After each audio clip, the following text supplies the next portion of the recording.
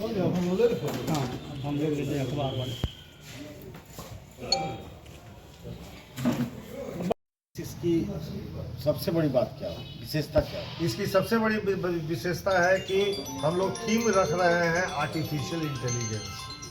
Artificial intelligence जो है आजकल का हॉट टॉपिक है। और दूसरा हॉट टॉपिक है कैंसर का वैक्सीन।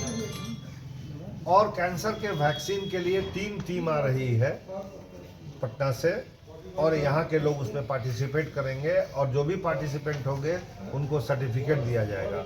वो 14 साल से 26 साल के बच्चियों को टीका दिया जाता है। और यहाँ जहाँ पर यौन शोषण होता है, लड़कों का भी यौन शोषण होता है, उनको भी ये टीका दिया जाता है, ताकि उसमें भी ये कैंसर देखा गया है।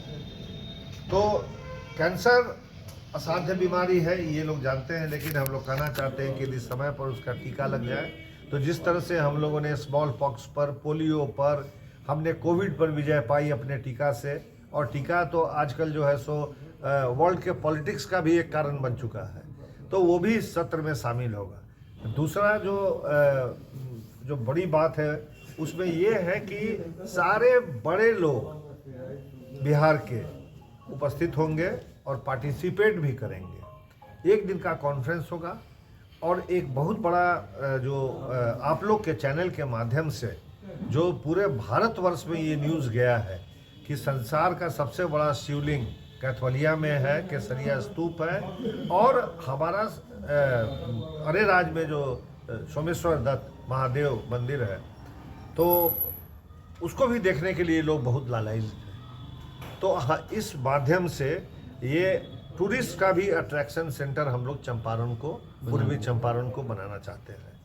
बाकी तो हम इसमें कुछ है नहीं, ऑर्गेनाइजिंग चेयरमैन है, लेकिन हमारे दोनों हाथ, जैसे रोबो होता है ना, उसका 2 हाथ होता है, तो एक डॉक्टर टीपी सिंह है, एक सौरभ होता है। सर, मोतिहारी चिकित्सा के क्षेत्र में क्या पड़ेगा सर? यहाँ के चिकित्सा जगह के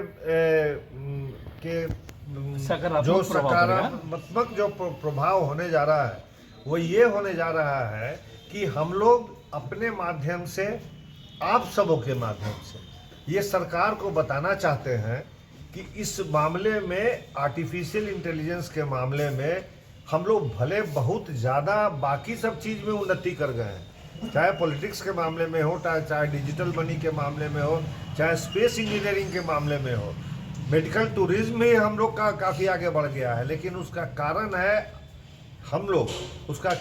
हम लोग जो आर्टिफिशियल इंटेलिजेंस है, वो जो चाइना में या जापान में अब ऐसा हो गया है कि जिसका हाथ कट गया है और प्रोस्थेसिस लगा है, धीरे धीरे ब्रेन उसको ट्रेन कर देता है। लकवा के मरीज का 2 सेंटर सूरत में और गुजरात में है, अहमदाबाद में, जो कि लकवा के मरीज को बिल्कुल आर्टिफिशियल इंटेलिजेंस के द्वारा वहाँ रहने की भी सुविधा है, 3 महीना आप रह सकते हैं। वो उसको दिमाग उसको ट्रेन करता है कि आप अपना हाथ चलाइए, कप उठाइए, खाना खाइए। बाकी जो आप जो प्रोस्थेसिस लगाते हैं उससे आप ये काम नहीं कर सकते हैं। और जो सबसे बड़ी बात है कि दूर दराज के क्षेत्र में सरकार ने कोशिश की है सब जगह अल्ट्रासाउंड देने की, पैथोलॉजी देने की, लेकिन या तो डॉक्टर का पोस्टिंग नहीं हुआ है, या जो उसके टेक्नोलॉजिस्ट होते हैं, जो जिसको टेक्नीशियन आप बोलते हैं, उनकी पोस्टिंग नहीं है। तो केवल वो अल्ट्रासाउंड करके या पैथ का, ब्लड का सैंपल निकाल के यदि डाल देंगे, तो जो AI की लैबोरेटरी है उसका 15 मिनट के अंदर सारा रिपोर्ट आपको भेज देगा। इससे दूर दराज में जो मरीज आजकल एक्सीडेंट में या कैसे उसको ठीक किया जाता है, तो एक तरह समझिए कि टेली मेडिसिन को भी हम लोग प्रमोट कर रहे हैं। Thank you sir. धन्यवाद। और पहली बार मोतिहारी में ये सौभाग्य प्राप्त हुआ है, डॉक्टर आशुतोष सरन के चेयरमैनशिप में ये बड़ा भव्य आयोजन होने जा रहा है।